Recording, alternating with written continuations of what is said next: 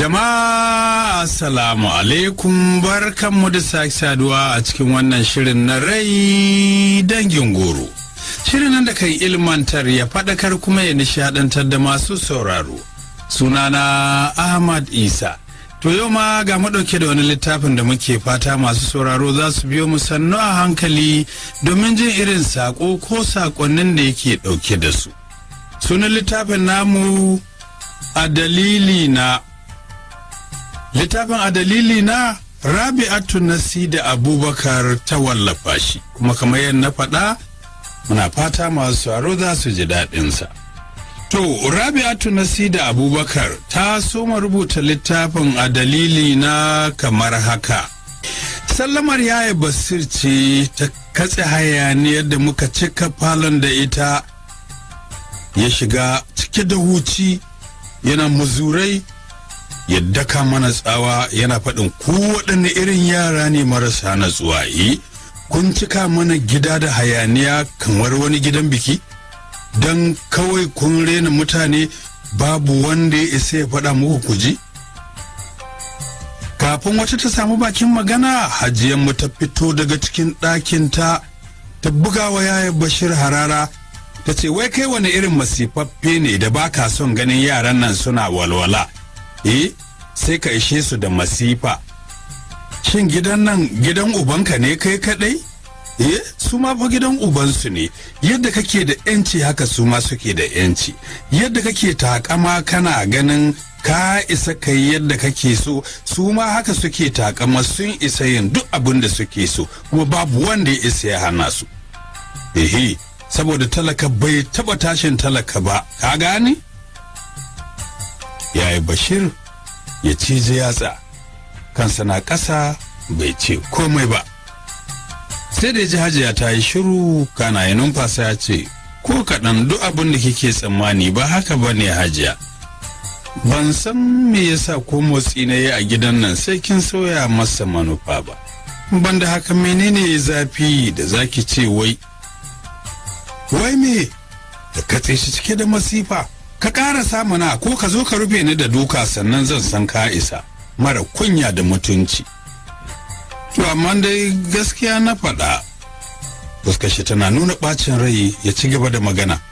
Hajiya, ni ban ce karki min faɗa ba idan na yi ba daidai ba, amma bai dace koyaushe na yi wa yaran nan magana sai ki hauni da faɗa a gabansu ba. Kin ga ai sai su raina ni. Da ja tsaki ta ce, ai sai ka yi ta yi, ni dai na faɗa maka baka isa ka matsa musu ba, wajibi ne ka basu su yi yadda suke so a gidan ubansu. Ta wuce ɗaki ta bashi tsaye sororo, duk jikinsa ya gama yin sanyi. Mu ma ɗin da ake yin magana a kan mu, namuran ya fi nashi ɓaci, musamman ni da antina Maryam da muka ji kamar mu fashe da kuka. Kanwata Asma'u ce kawai bata damu da shi ba, duk wani cin kashi da hajiya take masa goyon bayanta take yi. Yanzu ma tashi ta yi tana dariya ƙasa-ƙasa game da satar kallon yaya Bashir da tashi ta bi bayan hajiya ɗaki. Maryam da ke zaune ta zuba tagumi saboda tsananin sanda take yi wa yaya Bashir, hatsana hajiyan mata yi a kansa. Ya juya zai fita, ta dube shi ta ce, kai haƙuri yaya Bashir. Ya yi ɗan takaitaccen murmushi ya ce, ba komai Maryam, halin rayuwa ne, wata rana sai labari. Ni har na manta ma da abin da ya shigo da ni, ina tare da bako ne fa, ku kawo min abinci ɗaki na. Ya wuce yana faɗin, ku hanzarta, ba na son mu makar masallaci, karfe 1 ta wuce. Maryam ta wuce kicin tana faɗin, dan Allah Salma ya sauri ki haɗa masu lemu, ba na son abin da zai ɓata ran bayan Allah nan. Na bi ta kicin ɗin ina murmushi na ce, ai ne lamarin yayanmu ne yake firgita ni, koyaushe muna yi masa amman baya ganewa. Maryam ta aje wukar da take yanka karas, lokaci guda fuskata ta koma kalar tausayi ta ce, ba wai ganewa ne bai yi ba, tabbas ya gane ina son shi. Ya share ni ne saboda dalilin da shi kaɗai ya bar wa kanshi sani, watakila kuma baya so na ne. Ina ganin kawai zan fito fili na ce masa ina son shi. na fito da ido cikin sauri na ce ha ba dai anti insha Allahu ba za ta kai mu ga haka ba. Ni a gani na babu wata daraja ga ɗiya mace a ce da kanta ta fito ta ce da namiji tana son shi. Babu yadda za a yi ba ta wata kulawa ya kuma ba ta kima a zuciyarsa. Ko da yaushe ya ga dama zai iya goranta mata. Mazan yanzu sun ce suna son kamaya kuka kare da su ballantana ka ce kana son su. A sanyaye Maryam ta ce to yanzu menene abun yi? Ni ma nawa jikin yayi sanyi duk tausayinta ya kama ni.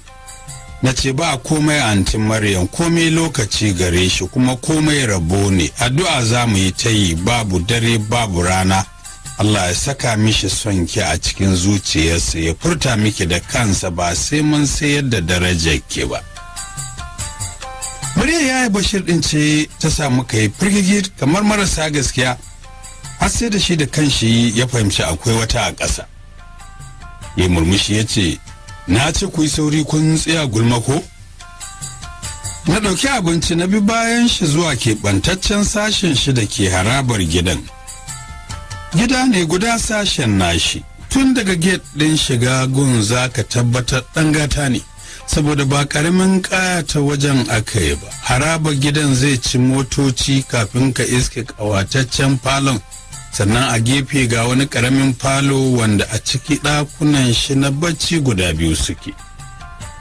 Wani tsohon takalmi na soma hanga a ƙofar shiga falon. A zuciyata na ce, oh, yaya Bashir baya gajiya da kwashe-kwashen mutanen barkatai.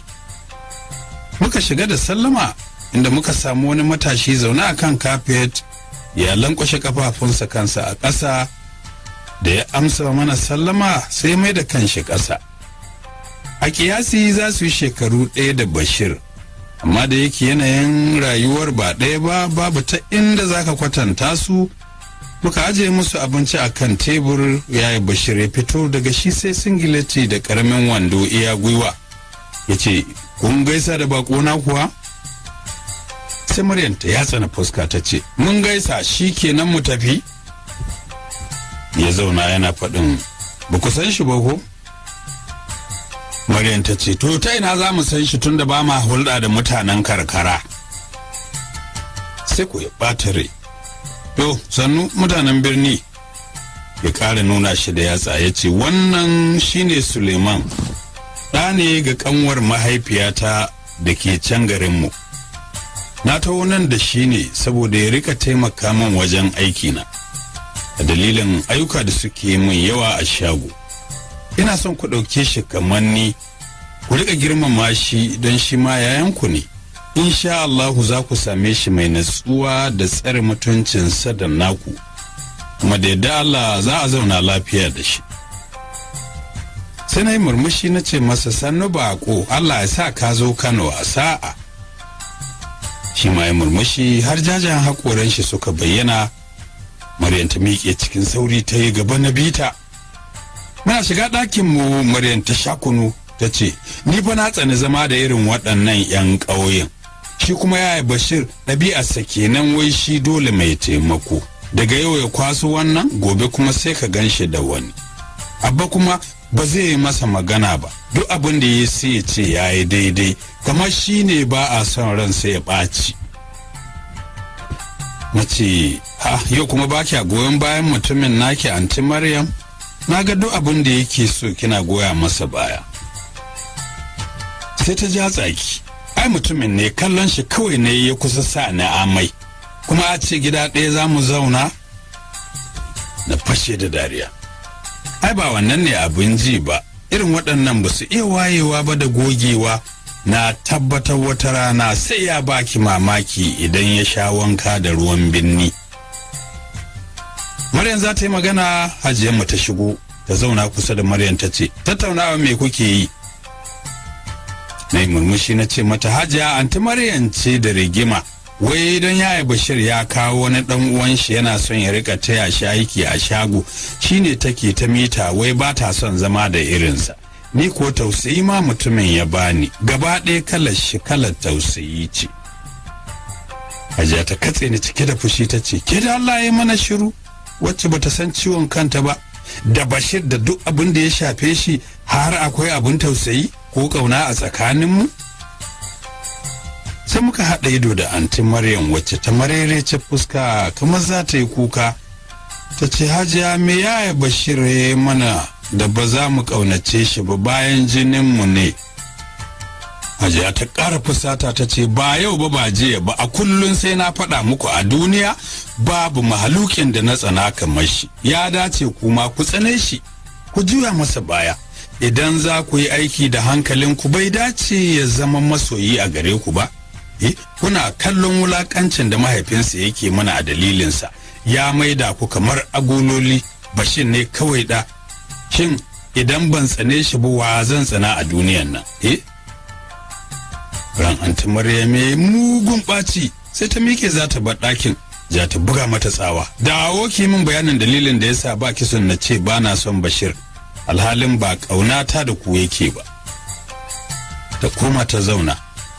Hajiya, dole idan kika aibata Bashir na ji babu daɗi, saboda duk duniya babu wanda zuciyata take so sama da shi. Sai Hajiya ta miƙe tsaye, idanunta gaba ɗaya suka fito waje suka kaɗa. Ta riƙa yi wa Maryam wani irin mummunan kallo, wanda ni da kaina sai da na tsorata. Dama mun san hakan za ta faru duk ranar da Maryam ta bayyana sirrin zuciyarta. Cikin daga murya muka ji murya Hajiya tana faɗin, jini na ya so Bashir? Ke Maryam, kin san ni kuwa? Kin san wace ce ni? Sai ta yi shiru. A lokacin idanunta suna kan Maryam, ita kuma kanta yana ƙasa, tana wasa da zobunan hannunta. Ga alama maganganun da Hajiya take yi ba su ɗaga mata hankali sosai ba. So take yi a yi ta ƙare kawai. Hajiya ta sun koyar da fuskata daidai kunnuwan Maryam, ta sassauta murya. Ta ce, idan har kina son kanki da arziki, ki yi ƙoƙarin fidda wannan matsayacin yaron daga cikin zuciyarki, domin babu yadda za a yi na amince ki aure shi ko da yana son ki. Ballantana ma yaro ne mai masifaffen girman kai, ya rena duk matan da suke ƙasar nan. Yana can ya lalace da abokan shi turawan Amurka, ɗan banza kawai. Sai ko na ce, ha ba Hajiya, ki daina zagin sama na. Ai ban kai ga ƙarasa magana ta ba, ta ɗauke ni da mari. Cikin tsiwa take magana, kan na ƙara jin bakinki a ciki. Ta mai da hankalinta ga wayar hannunta da take daddannawa. A hands free ta saka yadda muna jin duk abin da ake cewa. Yaya Sanusi ta kirawo, yayanta kenan mahaifin Maryam. Yaya, to ka sani Maryam tana shirin rushe mana duk wani kuduri da muka yi na aurenta da Alhaji Sagir. Ta ce duk duniya wai babu wanda take so sai Bashir. Da ƙarfi ya ce, wani Bashir ɗin? Ta amsa masa, Bashir mana na nan gidan. Ya ja dogon tsaki ya ce, kyale ta don ubanta, gani nan ma tafi, ai mu ne muka haife ta ba ita ta haife mu ba. Su ɗin banza, daga ita har Bashir ɗin ba su isa komai a wajena ba. Yana kammala maganar sai ya kashe wayar. Ni dai haka na ja jiki na koma gefe na zuba tagumi na yi shiru cikin tunani kala-kala. A hankali zuciyata ta tafi duniya tunanin baya da so maɗauko min zarurrukan abubuwan da suka wuce. Wato, Alhaji Ibrahim Sani shine mahaifinmu, ni da babban wanmu Bashir ɗin da ake ta cece kuce a kansa. Ni nake bin sa, sai kanwan mu Asma'u da 'yar autan mu Aisha. Mu kenan mu hudu a wajen mahaifinmu. A wajen mahaifinmu kuma mu uku. Kamar yadda labari ya zo mana, mahaifinmu ya zo Kano fatauci, inda ya zauna a hannun aminin mahaifinsa, wanda ya kasance malami ne babba mai babbar tsangaya wacce ke dauke da almajirai sama da 100. Ya samu karatun addini mai zurfi ƙarƙashin tsarin makaranta allo. Bayan ya kammala sai ya saka kanshi a makarantar boko domin ya ɗan samu ilimin zaman duniya. Saboda marikin nashi baya kyamata ilimin zamani, to bayan ya ɗan samu ilimin zamani sai kuma ya faɗa harkar kasuwanci gadan-gadan. Allah ya saka masa nasibi, duk abin da ya taɓa sai gaba babu baya. cikin ɗan ƙanƙanin lokaci ya zama daga cikin matasa masu tashin kuɗi da ake labarin su tsakanin shi da mahaifiyar shi sai ziyara. To an yi sa'a shi mutum ne mai yawan kyauta da kuma tausayi da son talakawa ga haƙuri da iya zama da mutane. Babu yadda za a iya dannewa na ƙasa da shi haƙƙinsa, iyakar bakin ƙoƙarinsa yana tsayawa ya ga an tsaye da gaskiya, shi yasa duk wanda suke tare da shi suke matuƙar jin daɗin zama da shi. Illa iyaka duk inda mutum yake baya rasa mahasada waɗanda duk ƙoƙarin mutum sai sun kushe sun nuna an yi musu ba daidai ba. To hasada irin wannan takan zama taki saboda tsarin gaskiya da yake tafiya a kai. Ta wani bangare kuma yana da faɗa idan ya kasance kana take gaskiya, idan ya kama ka da laifin ha'inci ba zai saurara maka ba. Wannan ya saka yaran shi na kasuwa suke taka tsantsan da dukiyarsa saboda suna samun albashinsu mai tsoka kamar ba a son kuɗin. Bai aure da wuri ba sai da malam marikinsa ya gaje wanke ɗiyar amininsa Rahama ya bashi. Bai musu ba saboda tsananin biyayya aka yi buki ta tare a gidansa. Halayya mai kyau hakan nan da biyayya suka dasa so mai ƙarfi a cikin zuciyarsa har ya rika jin daga ita ya gama yin aure. Amma kana taka Allah yana tashi, don haka Allah baya barin wani don wani ya ji daɗi. Shekarunsu 3 da yin auren Allah ya yi mata rasuwa bayan ta haifa masa ɗanshi na fari Bashir, wanda a lokacin yana da shekara 1 a duniya. Ya yi kuka mai tsanani yadda aka faɗa mana, sai da malam ya yi masa addu'a kafin aka samu ya natsu.